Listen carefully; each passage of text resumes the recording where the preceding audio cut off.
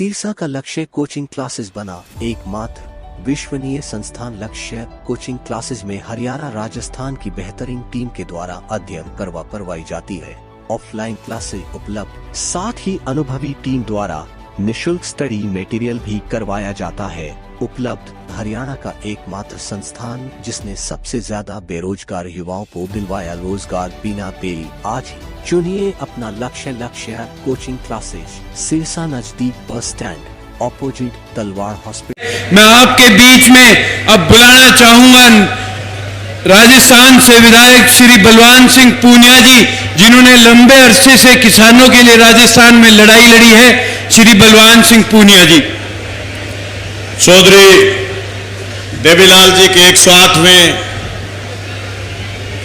सम्मान दिवस समारोह पर जींद की इस विशाल किसान सभा में आदरणीय बड़े भाई साहब अभय सिंह जी चौटाला, जगमीत सिंह जी बराड़ साहब, मंच पर बैठे शेर सिंह जी राणा साहब, तमाम किसान नौजवान साथियों, माता और बहनों, मैं अपने आप को चौधरी देवीलाल के जन्म दिवस समारोह में आपके बीच पा करके बड़ा खुश नसीब महसूस कर रहा हूं। मैं ये महसूस कर रहा हूं कि हम चौधरी देवीलाल तो नहीं बन सकते, लेकिन हम किसान की पगड़ी और खेत के लिए उनके बताए हुए रास्तों पर चल सकते हैं। मैं धन्यवाद करना चाहूंगा इंडियन नेशनल लोकदल पार्टी का, जिन्होंने उनके सम्मान में इतना बड़ा आयोजन किया। साथियों, इस देश में मुगलों का राज रहा है, इस देश में राजाओं का राज रहा है, इस देश में ब्रिटिश हुकूमत भी आई है। इस देश में ब्रिटिश हुकूमत के खिलाफ लंबे चौड़े आंदोलन हुए, लोग जेलों में गए, लोगों ने फांसियां देखी, लोग काले पानी गए, लेकिन लड़ाई थी जमीन की, लड़ाई थी अपने वजू की। उस वजू की लड़ाई में लोगों ने यातनाएं झेली, लोगों ने जुल्म देखे, जुल्मों के शिकार हुए, उनके खिलाफ लड़ते हुए अपने वजूद की लड़ाइयों को जीता। हमारे बुजुर्ग किसान नेता जो हमारे बीच आने वाले हैं, शायद उन्होंने वो सारी यातनाएं देखी होंगी, जो यातनाओं की उम्मीद आज किसान आपके बीच महसूस कर रहा। मैं इस आपके बीच में बोलते हुए ये महसूस कर रहा हूं कि एक वो दौर रहा होगा जिस दौर में पराए राज में होते थे और लोग अपनी चीज हासिल करने के लिए लड़ते थे। आज दूसरा दौर है, अपने हाथ से बनाए हुए राज दिल्ली में बैठे हैं, हरियाणा में बैठे हैं, उन राज के सामने लगभग 10 महीने से किसान उन 3 काले कानूनों को वापस करवाने के लिए लड़ रहा है।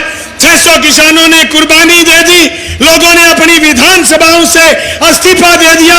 मैं धन्यवाद करना चाहूंगा अभय सिंह जी का, जिन्होंने एमएलए की कुर्सी को ठोकर मारते हुए ये बात कही कि ये तीनों काले कानून हरियाणा और केंद्र की सरकार को वापस लेने चाहिए।